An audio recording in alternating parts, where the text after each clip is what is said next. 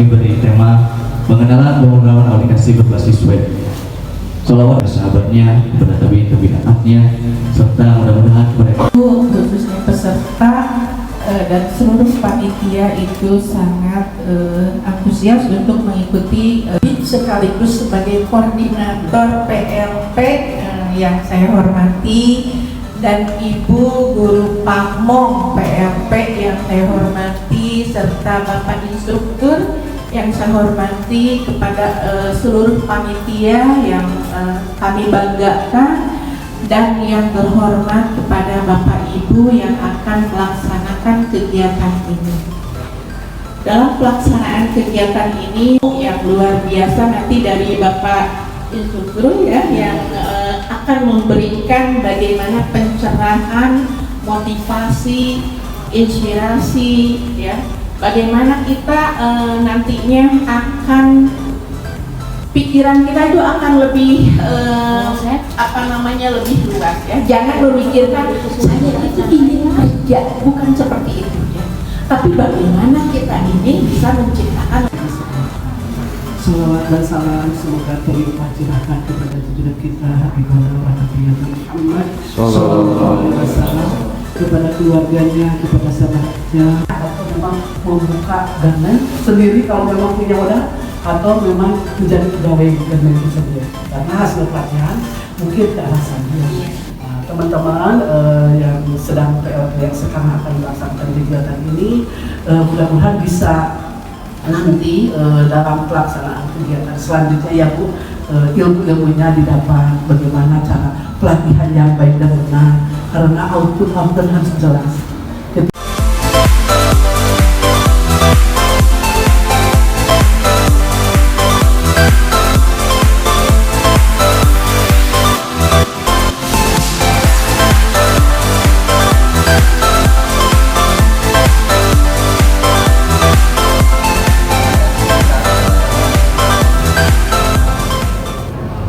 Bagaimana bisa menampilkan seperti ini?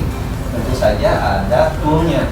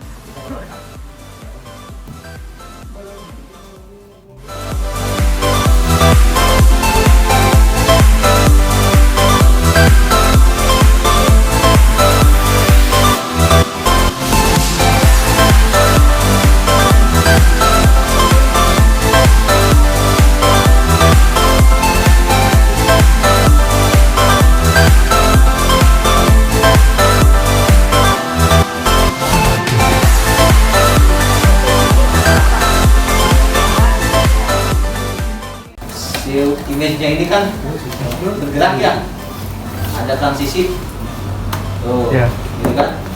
Nah, ini tuh ada namanya JavaScript. Nah, si script ini tuh yang membuat animasi kayak gini. Nah, contohnya kalau mau bikin daftar angka 1, terus nanti kalau ininya nggak lengkap, jadi biru merah ininya ya.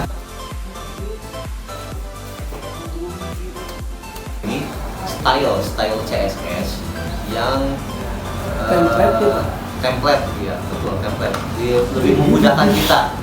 Nah, jadi sini tampilannya kita tinggal nyowokin aja udah. Nggak usah bikin ini gimana ya, bikin warna merah. Ini gimana ya tempatin tombolnya di sini. Ini udah ada disediain sama dia. Sama si Ustaz tadi. Nah, kalau teman-teman nanti kalau jadi programmer bisa tuh, kompleks, udah banyak banget, udah banyak. Ini sistemnya pakai sistem MVC, model view controller. Jadi nanti si bagian-bagiannya mana untuk CSS, mana untuk HTML sebelah sini, mana untuk MySQL sebelah sini, dan untuk PHP-nya di sini. Nah, gitu. Dibagi, ya. Tidak aja. Hah? Tidak aja lebih bisa. Ya memang di kuliahannya mual, di kuliahan mual, dia mual di kuliahannya. Cuman orang terima jadi, we kuliahan kayak karena mau mahasiswa harus dipisah. Bisa kayak gitu. Ayo tadi, ayo, Ham, apa? CSS Pak, Ya, CSS. Menampilkan CSS itu kita memposisikannya di mana? Tadi kan saya udah di bilang. bawah title ABD Pak. Nah, terus PHP, satu lagi, satu lagi di PHP bukan. Kan. Bukan, ayo. ABD yang paling klip. Ayo. Di bawah kita kan udah body. Ah,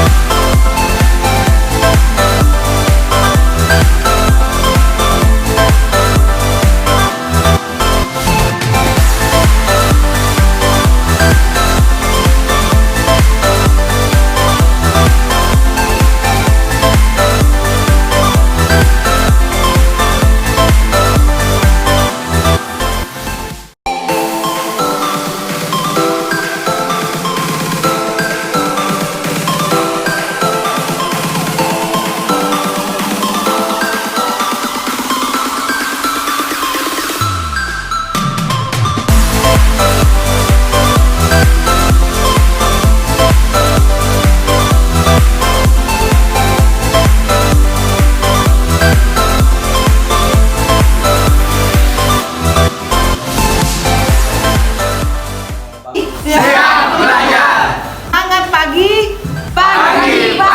Pagi.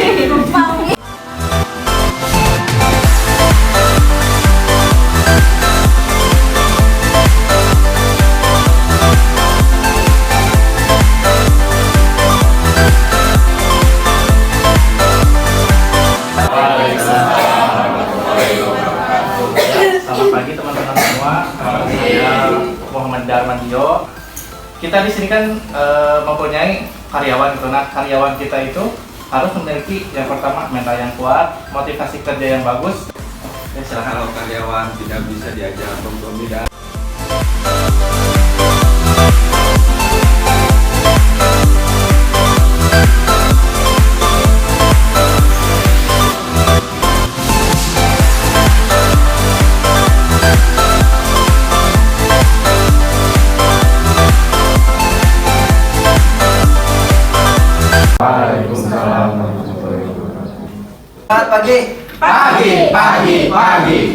Semangat pagi. Semangat pagi. Teman-teman telah membuat telah observasi. Nah, teman-teman kekuatannya apa? Nah, terus akan dibandingkan dengan terima kasih atas waktunya. Mudah-mudahan kita semua menjadi wirausahawan yang sukses di masa depan. Amin. Ya Allah ya Rabbal alamin. Wabillahi taufiq wal hidayah. Assalamualaikum warahmatullahi wabarakatuh.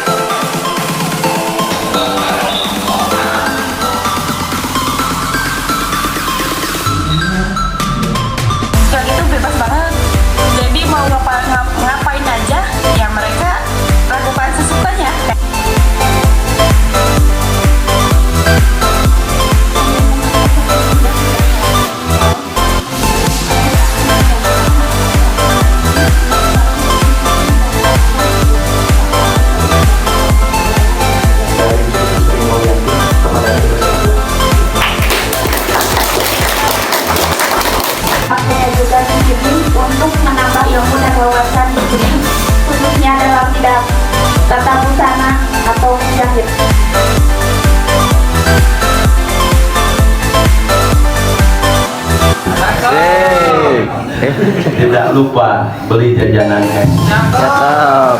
Orang sukses tidak santai, orang santai tidak sukses.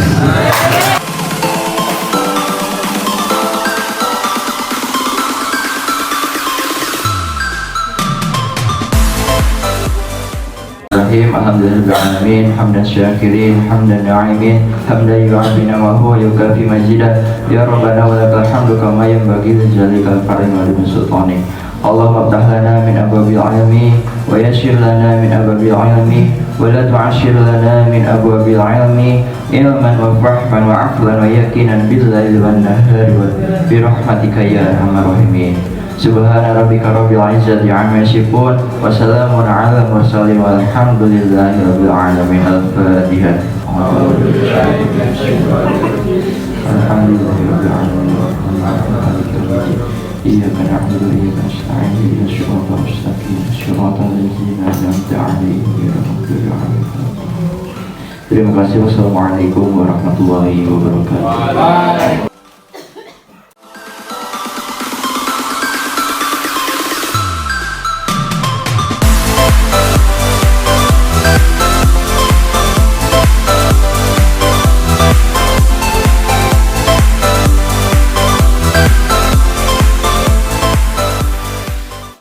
Assalamualaikum warahmatullahi wabarakatuh. Waktu sesuai dengan tuntutan pekerjaan dengan kode unit P.85SO.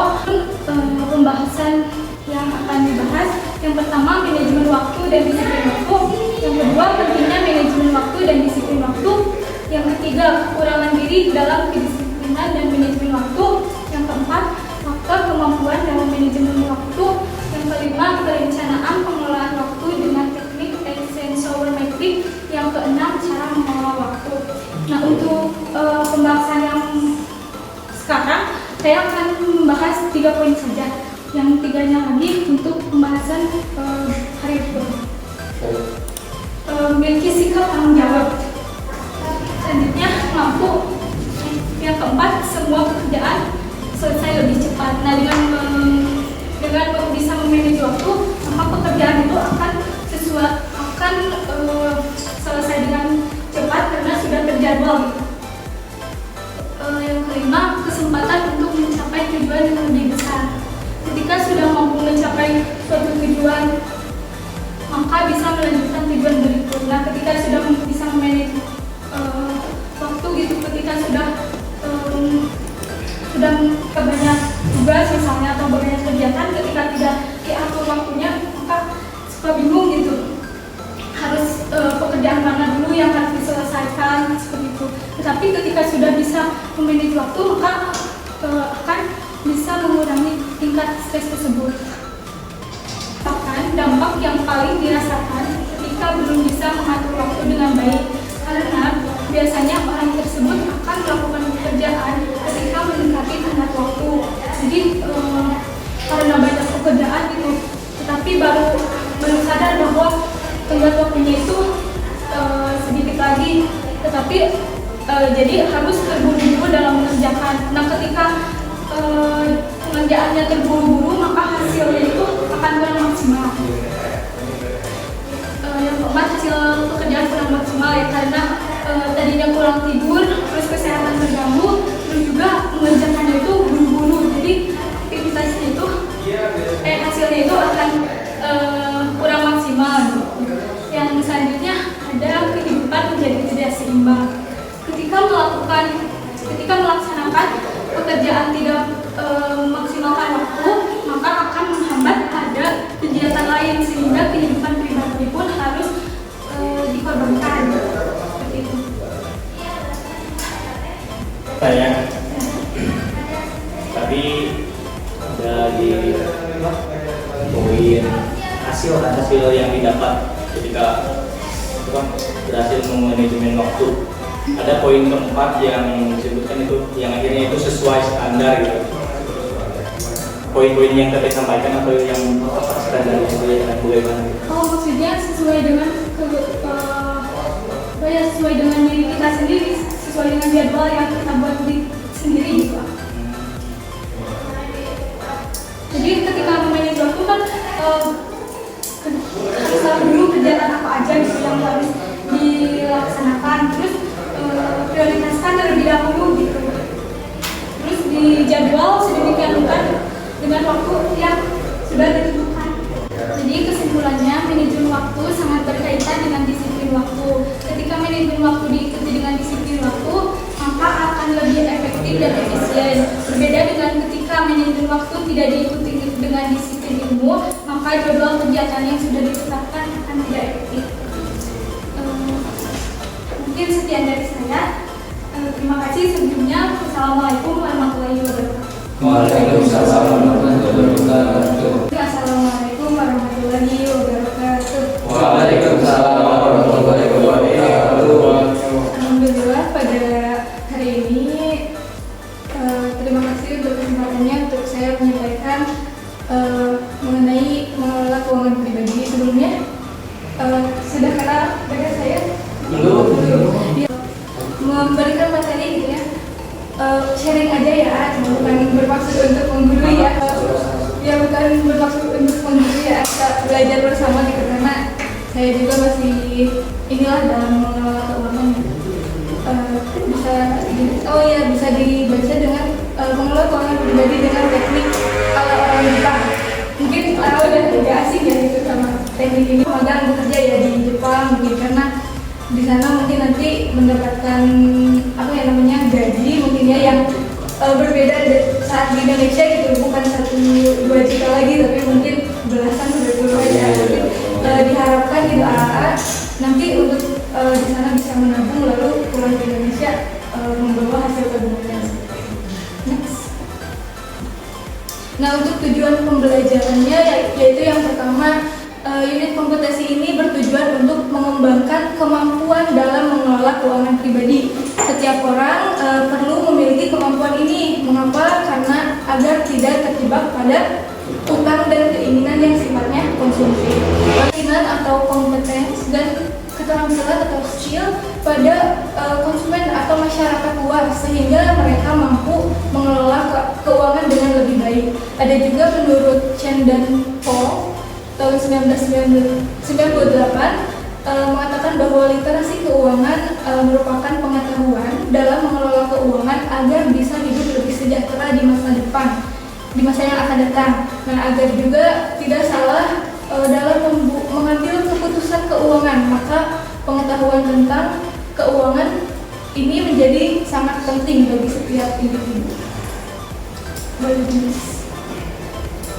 Nah, bisa dilihat bahwa tingkat literasi keuangan yang tinggi dapat memberikan pemahaman bahwa menabung untuk persiapan finansial di masa depan lebih penting daripada dan lebih aman daripada memperbanyak utang atau minjam ke sana ke sini untuk memenuhi kebutuhan yang sifatnya konsumtif.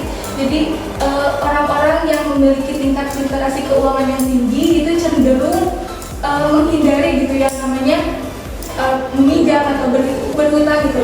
Mungkin mereka lebih memanfaatkan penghasilan mereka yang disisihkan untuk ditabungkan untuk kehidupannya di masa mendatang.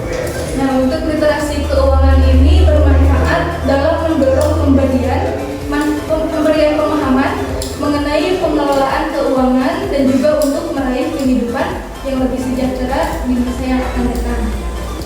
Mungkin mau bertanya dulu di sini. Sudah literasi keuangannya sudah sampai di mana nih? Mungkin di sini lebih berpengalaman gitu untuk mengelola keuangan.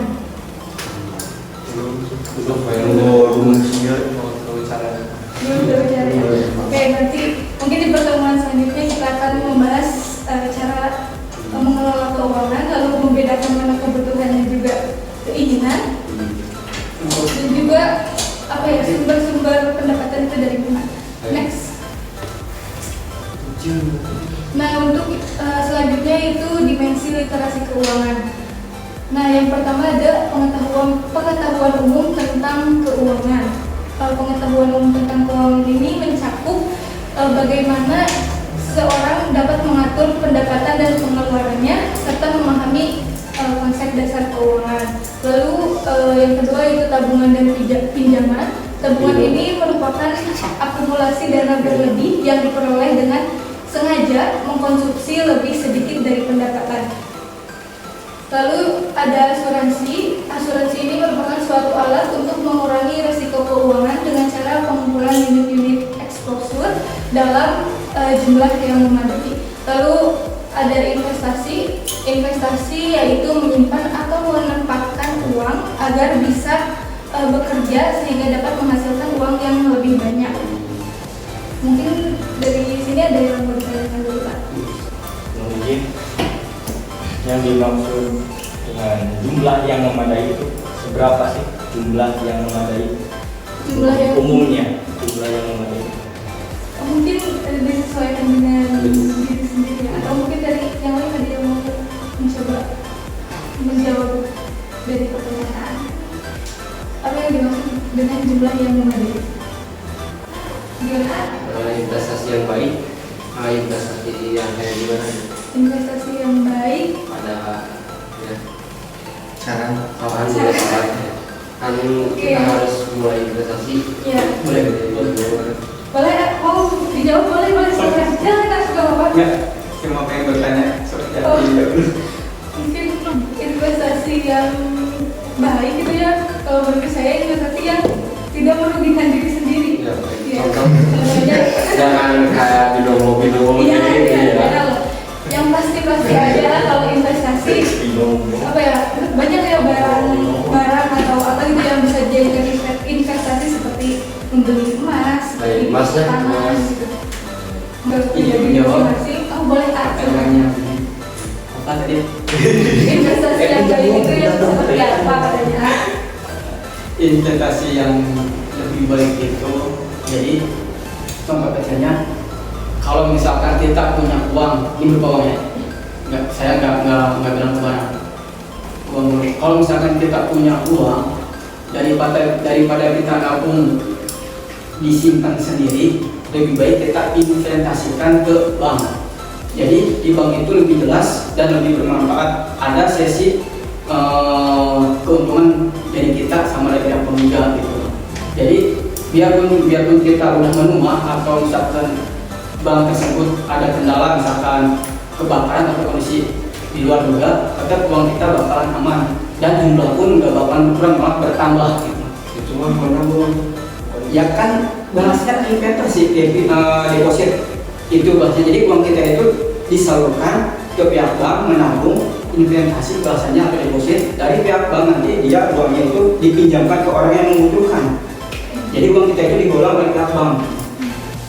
Kita sisinya menabung, tapi bukan menabung, bahasanya investasi atau deposito. Misalkan 50 juta, paham kan?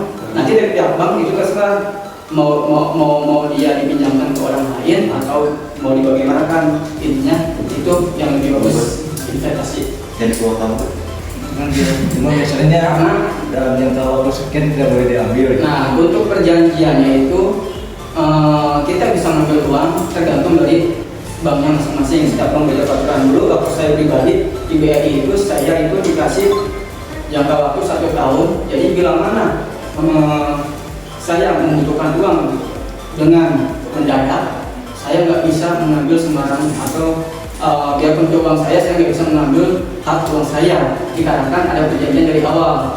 Nah, kalau misalkan kita maksa mengambil uang tersebut, saya akan kena penalti. Dalam artian saya nggak dapat bunga, tapi hanya sekedar uang saya sendiri gitu. Jadi yang tadinya udah bertahun-tahun itu hilang bunganya, karena ada bunga sekian persen, 2% dari bank. Izin bertanya, kalau untuk menempatkan uang agar bisa bekerja, maksudnya menempatkan uang agar bisa kerja itu gimana sih? Agar bisa apa maksudnya yang tadi yang digolongkan itu lah bekerja. Boleh. Bagaimana? Boleh silakan. Enggak. Dijawab aja dulu nggak apa-apa. Dijawab aja dulu nggak apa-apa. Enggak, saya pengen tanya, menempatkan uang agar bisa bekerja, maksudnya uang agar bisa bekerja. Yang nggak coba bisa. Nggak apa-apa sih, misalnya aja. Kalau dari saya menempatkan uang agar bisa bekerja itu kayak uangnya yang bekerja gitu ya. Yang tadi yang digolongkan itu bagaimana, boleh kita sharing aja? Bisa, ya udah kita aja nggak apa-apa simpel. Dari A gimana, boleh nggak apa-apa? Biar nambah ilmu juga buat saya.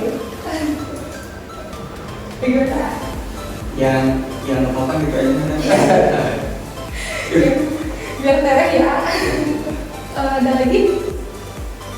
Kalau itu boleh di next. Nah, ini ada sifat-sifat uang. Yang pertama, dapat diterima.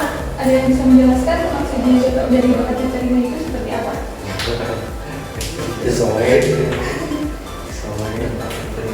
Dapat diterima.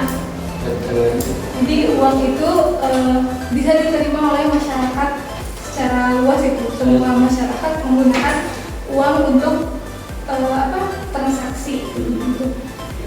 Lalu yang kedua, uang terbuat dari bahan tahan lama.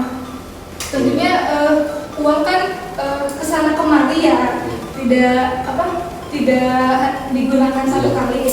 Jadi harus dibuat dari bahan yang tahan lama itu awet. Lalu yang ketiga itu mudah dibawa dan disimpan. Tentunya mudah dibawa berarti harus ringan, dan disimpan berarti harus ringan, harus kecil gitu, bentuknya gitu. Gak bisa kan kalau uang besar itu dibawa kemana-mana, atau uang dari bahan yang berat itu susah gitu buat kemana-mana. Lalu yang keempat itu sepadan. Dia bisa menjelaskan sifat uang sepadan itu seperti apa? Benar ya, seimbang gitu. Jadi misal harga laptop itu 4 juta. Jadi uang dan barang itu seimbang gitu ya. Bisa dilihat gitu, bisa ditentukan harganya oleh uang. Lalu yang terakhir itu mudah diverifikasi. Itu uang itu yang dilihat, diraba di terawang gitu kan. Jadi harus bisa diverifikasi, kalau tidak mungkin nanti tidak bisa membedakan mana uang asli mana uang palsu. Mudah dibawa dan disimpan. Jadi uang itu kan berarti kalau sekarang ya tidak harus dibawa kemana-mana, bisa disimpan di aplikasi di bank ya, atau di aplikasi-aplikasi itu sesuai dengan sifat uang yang ketiga, mudah dibawa dan disimpan. Oke, saya tutup pertemuan kali ini dengan mengucapkan alhamdulillah bersama-sama. Terima kasih atas pertanyaan dan bantuan jawabannya. Assalamualaikum warahmatullahi wabarakatuh. Waalaikumsalam warahmatullahi wabarakatuh. Dulu, apakah semua peserta pelatihan hadir? Siap. Dan untuk memulai kegiatan pembelajaran hari ini, alangkah baiknya kita berdoa terlebih dahulu, berdoa dalam hati masing-masing di persilakan.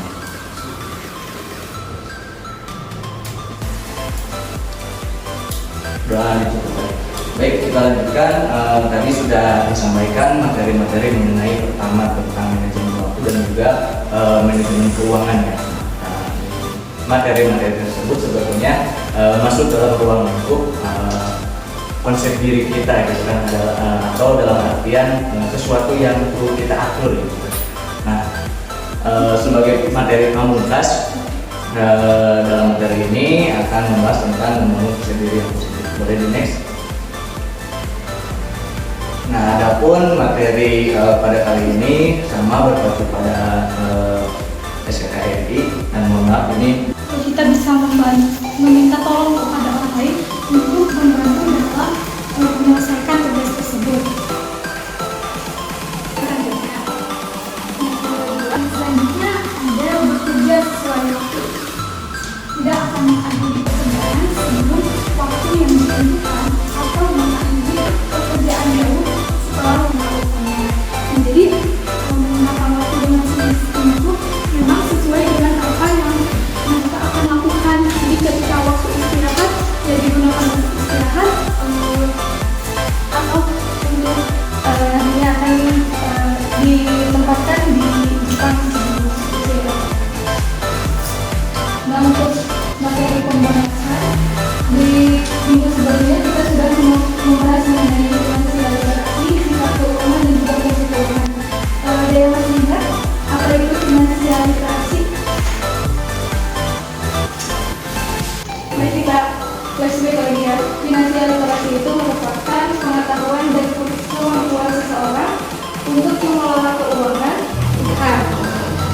kedua, uang sebagai alat pengukur nilai. Yang ketiga, uang sebagai penimbun kekayaan. Nah, untuk materi pembahasan pada yang kali ini kita akan membahas mengenai sumber keuangan, kebutuhan dan juga keinginan, lalu kita akan mengenal pengelolaan keuangan. Mengenai sumber keuangan, sumber keuangan itu ada 3 ya. Yang pertama ada pendapatan aktif, pendapatan investasi, dan juga pendapatan pasif.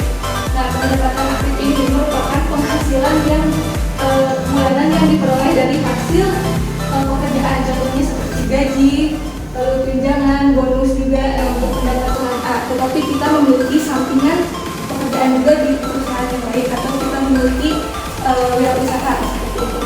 Lalu yang kedua adalah pendapatan investasi. Pendapatan investasi ini merupakan penghasilan yang berasal dari hasil investasi yang sudah dijelaskan juga di pertemuan sebelumnya, yang berkaitan dengan fungsi uang, yaitu uang sebagai alat penimbun kekayaan. Lalu yang ketiga adalah pendapatan pasif dan tidak bisa ditunda. Jadi kita harus mendapatkan itu untuk kebutuhan itu. Nah, untuk keinginan sendiri sifatnya subjektif, jadi tidak harus ditentukan